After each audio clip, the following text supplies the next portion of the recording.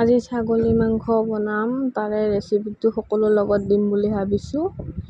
আলুখিনি কাটি ল'লোঁ মাংসৰ কাৰণে। ইপিনে জিৰা, ধনিয়া, জালুক সকলোবোৰ শুকান তাৱাত ভাজি লোৱাৰ পিছতে গুড়া কৰি ল'লোঁ। তাৰপিছতে পিঁয়াজৰ পেষ্ট কৰিছোঁ। তেলটো গৰম হোৱাৰ পিছত পিঁয়াজৰ পেষ্টটো এড কৰি দিছোঁ। যাতে অলপ দূৰৰ পৰা কৰিব, তেলটো বহুত ছিটকে। এইখিনি ধুনীয়াকৈ লাৰি এতিয়া তেলটো ওলাই যাব লাগিব তাৰে পৰা। তেলটো ওলাই যোৱাৰ পিছতহে ইয়াতে আমি মাংসখিনি এড কৰি দিলোঁ।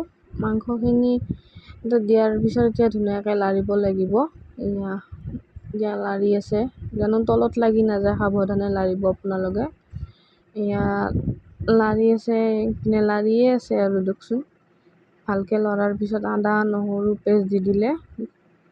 আদা নহৰু পেষ্ট দিয়াৰ পিছত ইয়াতে এতিয়া ধুনীয়াকৈ লাৰি দিব এবাৰ। লৰাৰ পিছতে গুড়ি কৰি থৈ দিয়া মছলাখিনি দি দিলে। দিয়াৰ পিছতে ধুনীয়া কৰি হালধি দি দিলে। হালধিখিনি দিয়াৰ পিছত ইয়াতে নিমখো দি দিলে একেলগে।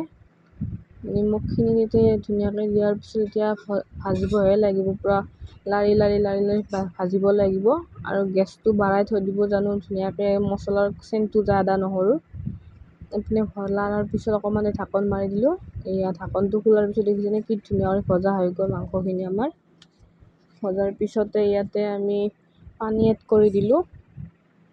তাৰপিছত ইপিনে ঢাকনখন ধুনীয়াকৈ মাৰি থৈ দিম অলপ দেৰি। এতিয়া উতল আহি গ'ল। আমাৰ থালি ৰেডি। ইপিনে মানুহজনক সুধিছিলোঁ কেনে হৈছে, ইপিনে কৈছে মজা হৈছে বোলে। মাংস পিচ খাই